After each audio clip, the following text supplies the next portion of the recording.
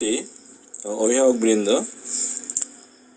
সম্মানিত দর্শক মণ্ডলী, যে যেখান থেকে আমাদের ক্লাসটি দেখছেন সবাইকে দাসুরিয়া ডিগ্রি অনার্স কলেজের পক্ষ থেকে স্বাগতম জানাচ্ছি। সবাইকে অনুরোধ করব ধৈর্য সহকারে ক্লাসটি দেখার জন্য এবং আপনাদের মূল্যবান পরামর্শ প্রদান করার জন্য।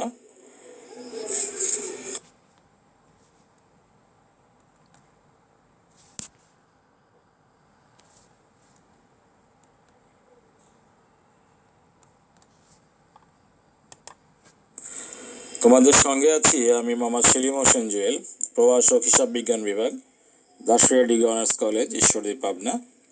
আমি চেষ্টা করব আমার সাধ্যমতো তোমাদের একটি অঙ্ক বোঝানোর জন্য এবং আশা করছি প্রিয় ছাত্রছাত্রী তোমরা অঙ্কটি বুঝতে পারবে।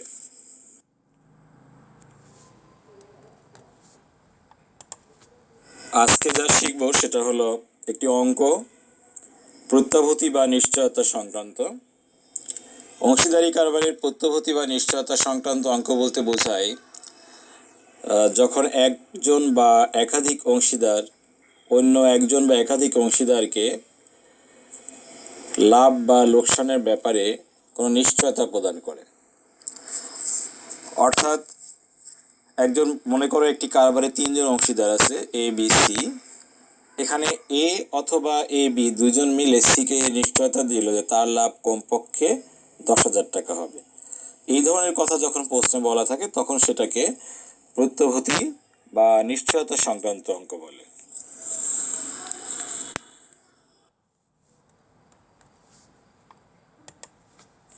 ছাত্রছাত্রীরা এখন আসো আমরা একটু প্রশ্নটা দেখি। আজকে আমরা যে প্রশ্নটা নিয়েছি, প্রশ্নটি ওয়ালিউল্লাহ স্যারের বই থেকে নিয়েছি আমরা। এখানে বলা আছে যে সেতু, শিউলি ও উষা এসআর ট্রেডিং এর তিনজন অংশীদার যারা কারবারে লাভ লোকসান 4:3:1 অনুপাতে ভাগ করে নেয়। 2012 সালের 1 জানুয়ারি তারিখে অংশীদারদের মূলধনের পরিমাণ ছিল যথাক্রমে 1 লক্ষ টাকা, 80,000 টাকা ও 40,000 টাকা। উষা সার্বক্ষণিক দায়িত্ব পালনের জন্য প্রতি মাসে 1,500 টাকা করে বেতন পাবে, যা সে উত্তোলন করেছে। অংশীদারদের মূলধন ও উত্তোলনের উপরে বার্ষিক 10% হারে সুদ ধার্য করতে হবে, তবে পণ্য উত্তোলনের উপরে কোনো সুদ ধার্য করা হবে না। অংশীদারগণের নগদ উত্তোলনের পরিমাণ ছিল সেতু 6,000 টাকা, শিউলি 4,000 টাকা এবং উষা 5,000 টাকা।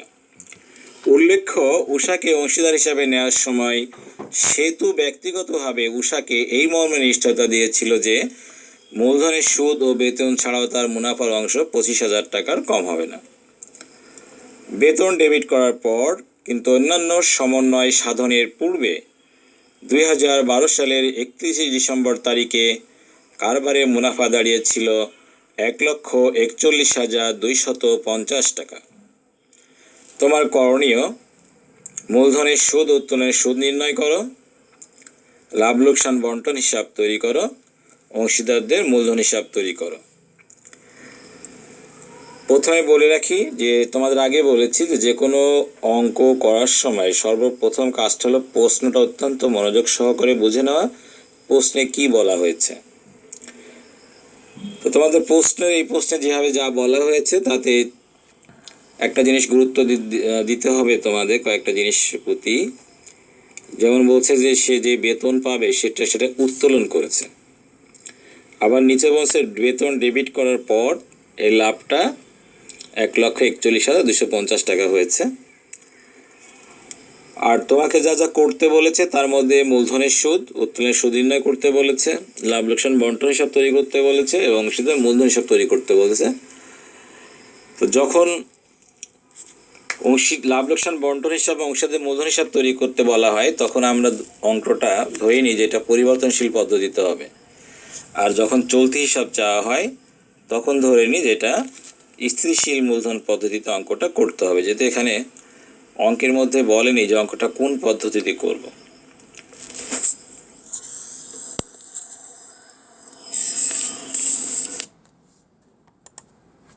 আমাদের প্রশ্নের ক অংশে বলা হয়েছে মূলধনের সুদ উত্তোলনের সুদ নির্ণয় করো। আর মূলধনের সুদ নির্ণয় করি। সেতুর মূলধন ছিল 1,00,000 টাকা, এর উপরে 10% সুদ বের করতে বলছে। 10% করলে হয় 10,000 টাকা। শিউলির মূলধন ছিল 80,000 টাকা, এর 10% করলে হয় 8,000 টাকা। উষার মূলধন ছিল 40,000 টাকা, এর 10% করলে হয় 4,000 টাকা।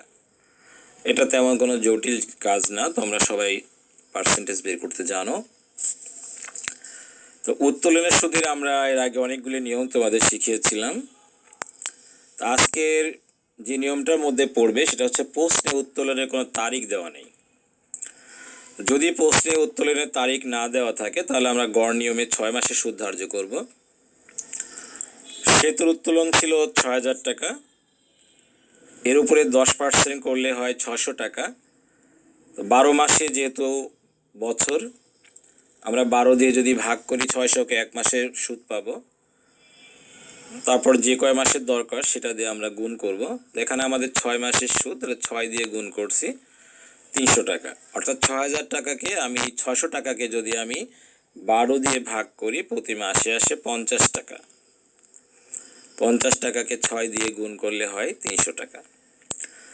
শিউলির একইভাবে শিউলির 4,000 টাকা, 4,000 টাকা 10% হয় 400 টাকা। তোমাদের বলে রাখি, যে কোনো জিনিসের পার্সেন্টেজ বের করলে 1 বছরের বের হয়।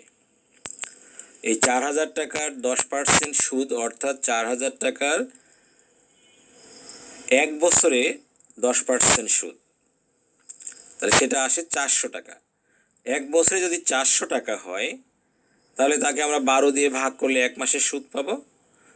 তারপরে তাকে আমরা যদি 6 দিয়ে গুণ করি তাহলে 6 মাসের সুদ পেয়ে যাব 200 টাকা।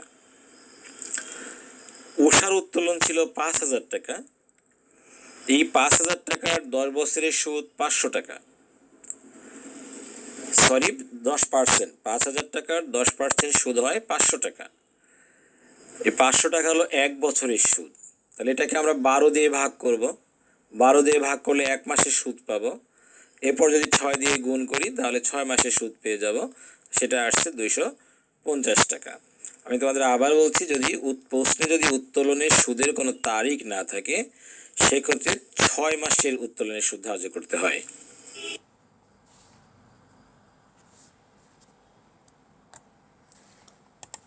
এর প্রশ্নের খ অংশে বলা হয়েছে অংশীদারদের লাভ লোকসান বন্টন হিসাব তৈরি করতে হবে।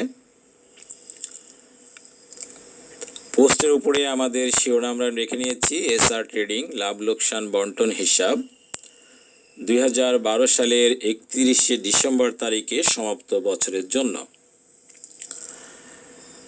তোমরা ইতিপূর্বে ঘর কাটা শিখে নিয়েছ, সেজন্য আমি উপরে আর ডেবিট ক্রেডিটটা দিই নাই। বিবরণ টাকা, বাম পাশেরটা ডেবিট, ডান পাশেরটা ক্রেডিট। তো যেহেতু অঙ্কটা আমাদের পরিবর্তনশীল মূলধন পদ্ধতির অঙ্ক, কাজে আমরা প্রত্যেকটা আইটেমের উপরে অংশীদারদের মূলধন হিসাব কথাটা লিখে নিব। আর অঙ্কটা শুরু করার সময়তেই ক্রেডিট পাশে পোস্টে যে লাভটা দেওয়া আছে এই লাভটা আমরা বসিয়ে নেব। আমাদের পোস্টে বলা আছে যে বেতন ডেবিট করার পর অংশীদারদের মুনাফা হয়েছিল 1,41,250 টাকা। দেখো আমরা সেটা বসায় নিয়েছি, লিখেছি নিট লাভ লোকসান হিসাব হতে আনিত হলো 1,41,250 টাকা।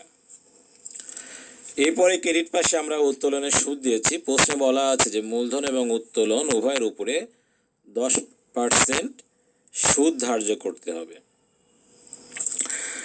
তো আমরা উত্তোলনের সুদ কতে বের করে নিয়েছি, সেখান থেকে বসায় দিলাম।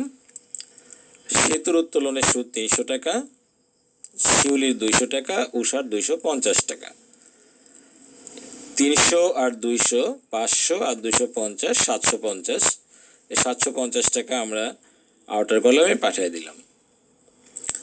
এবার ডেবিট পাশে আসি। আমরা ডেবিট পাশে আমরা লিখে নিলাম অংশীদারদের মূলধন হিসাব, মূলধনের সুদ। মূলধনের সুদ আমরা এটাও কতে বের করে নিয়েছি। সেতুর হলো 10,000 টাকা, শিউলির 8,000 টাকা, উষার 4,000 টাকা। আমি এখানে তোমাদের আরেকবার স্মরণ করে দিচ্ছি, এটা যার যার নিজের মূলধনের 10%। তোমাদের আমি এর আগেও বলেছি, আবারও বলছি যে আমরা লাভ লোকসান বন্টন হিসাবে সেই জিনিসগুলাই ধরবো বা হিসাবভুক্ত করব যেগুলা আগে হিসাবভুক্ত করা হয়নি। তাহলে প্রশ্নে বলা আছে যে অংশীদারদের মূলধনের সুদ এবং উত্তোলনের সুদ হিসাবভুক্ত করা হয়নি। প্রশ্নে বেতনের কথা ছিল, তোমাদের মনে প্রশ্ন আসতে পারে যে বেতনের কথা ছিল, বেতনটা এখানে ধরা হলো না কেন? ওখানে বলা আছে যে বেতনটা ডেবিট করা হয়েছিল। তো বেতন ডেবিট করা হয়েছিল বলতে বেতন সাধারণত লাভ লোকসানে ডেবিট করা হয়। লাভ লোকসান হিসাবে যেহেতু ডেবিট করা হয়ে গেছে, তাহলে ওটা এখানে আর আসবে না। এখানে আমরা সে দুইটা আইটেম এনেছি যেগুলা লাভ লোকসান হিসাবে বা অন্য কোথাও হিসাবভুক্ত করা হয়নি। এরপরে আমরা আসি যে আমরা ডেবিট এবং ক্রেডিটের আইটেমগুলো বসায় নিলাম। এখন আমাদের কাজ হবে যে এই যে সমন্বয়গুলো বসালাম, এর ফলে কারবারের লাভ হলো না লোকসান হলো।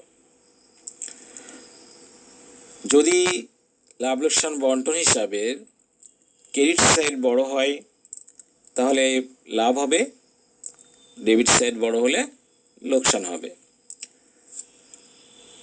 প্রশ্নের অঙ্কটার দিকে যদি আমরা তাকাই দেখো, তাহলে আমরা দেখতে পাচ্ছি যে ক্রেডিট সাইডটাই বড়। ক্রেডিট সাইডটা আগে যোগ করি। আমাদের নিয়ম অনুযায়ী উদ্বৃত্ত করতে হলে সবসময় বড় সাইডটা আগে যোগ করতে হয়। 1,41,250 আর 750 যোগ করলে হয় 1,42,000 টাকা, যেটা আমরা লাল কালি দিয়ে ইন্ডিকেট করেছি। এখন এই ক্রেডিট পাশের 1,42,000 টাকা আমরা ডেবিট পাশে নিয়ে আসছি। দেখো নিচে লাল কালি দিয়ে ডেবিট পাশে 1,42,000 টাকা আমরা বসিয়ে নিয়েছি। এখন এই 1,42,000 টাকার মধ্যে উপরে একটা আইটেমে আছে, সেটা হচ্ছে মূলধনের সুদ। এই মূলধনের সুদ আছে 22,000 টাকা তিনজনের মিলে। এই 22,000 টাকা বাদ দিলাম আমরা, দিলে লাভ থাকলো 1,20,000 টাকা। এটা হলো বন্টনযোগ্য লাভ।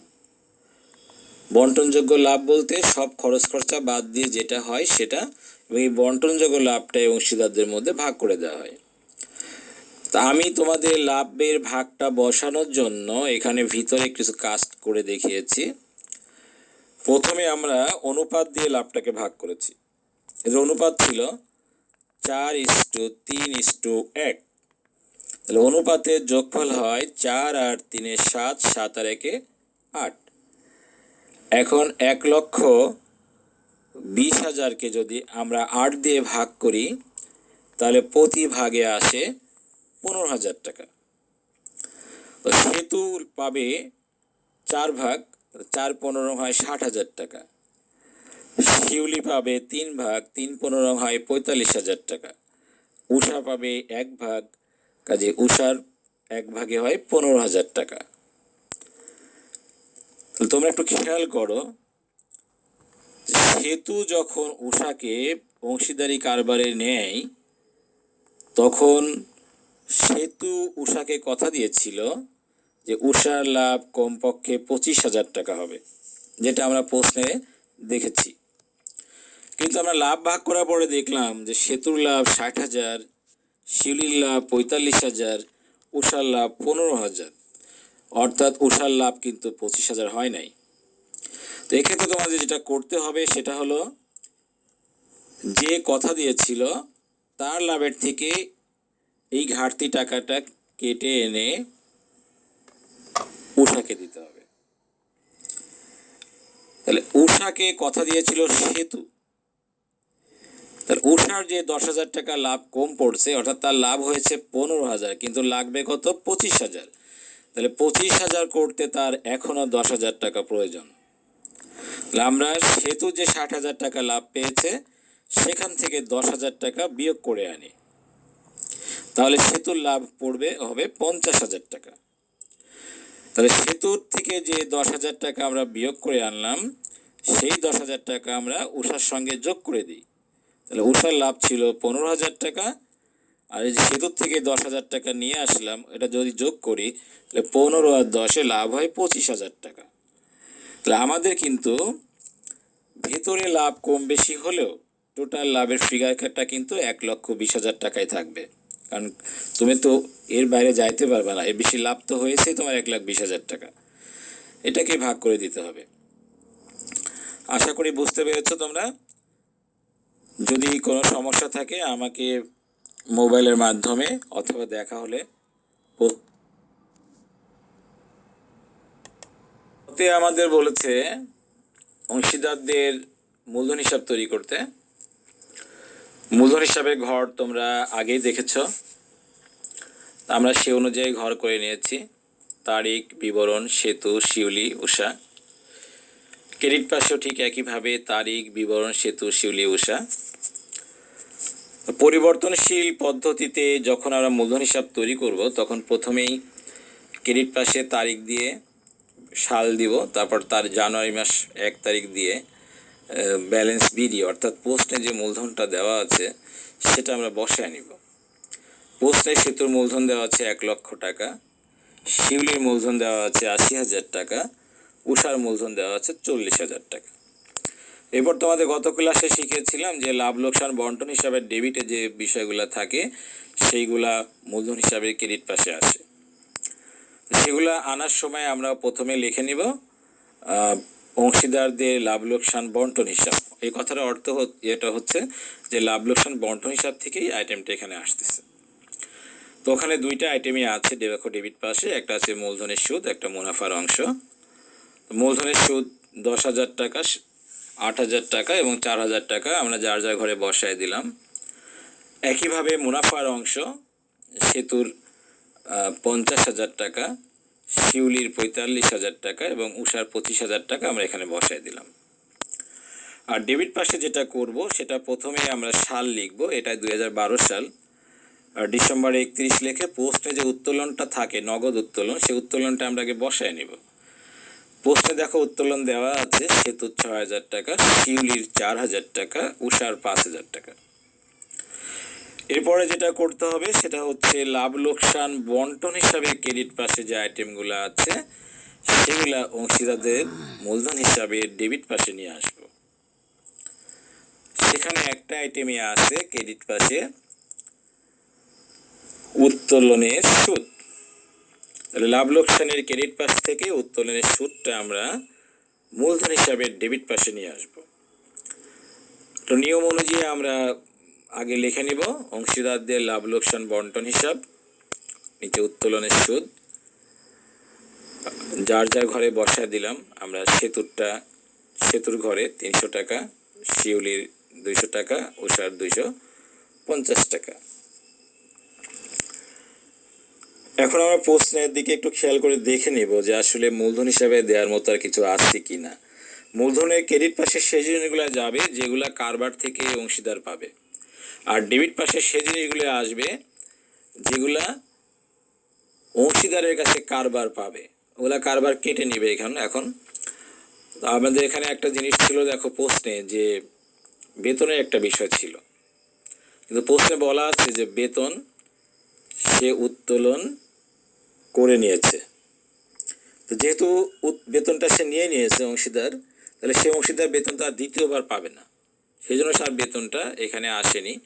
তোমরা পোস্টে খেয়াল রাখবা সবসময়, যদি বেতনের কোনো আইটেম থাকে বা কমিশনের এবং সেটা যদি তারা অংশীদাররা নিয়ে নেয় তাহলে আর মূলধন হিসাবে ক্রেডিট পাশে আসবে না, আর যদি তারা সেটা না নেয় তখন মূলধন হিসাবে ক্রেডিট পাশে আসে।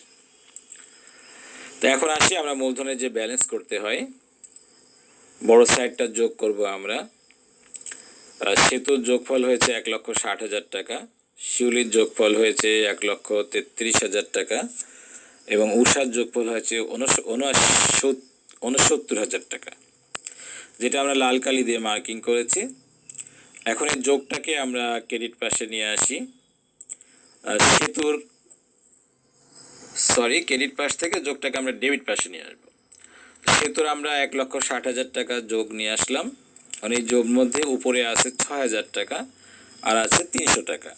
তাহলে এই 1,60,000 থেকে উপরে যে টাকাটা আছে, যে 6,000 টাকা সে উত্তোলন করেছিল, 300 টাকা উত্তোলনের সুদ, এগুলো আমরা তার থেকে বিয়োগ করে দিব। বিয়োগ করে দিলে থাকবে 1,53,700 টাকা। এটা হচ্ছে ব্যালেন্স সিডি বলবো আমরা।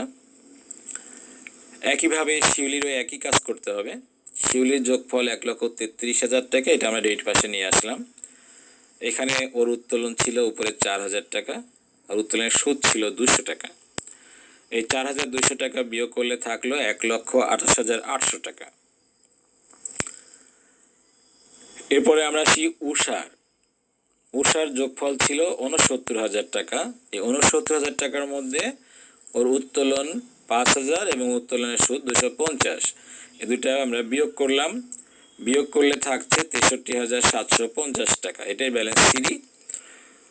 2012-র ডিসেম্বরের 31-এ যেটা ব্যালেন্স সিডি, 2013-র জানুয়ারির আগে সেটা ব্যালেন্স বিডি হয়, জানুয়ারির 1 তারিখে। এই ব্যালেন্স সিডি বিডি তোমাদের অনেক শেখানো হয়েছে, এজন্য আমি আর বিডি এখানে লিখি নাই। তোমরা যেহেতু আমরা একটা ভিডিও করে দিয়েছি, তোমরা একবার না বুঝলে কয়েকবার ভিডিওটা রিউইন্ড করে দেখবা, তাহলে অঙ্কটা বুঝতে পারবা।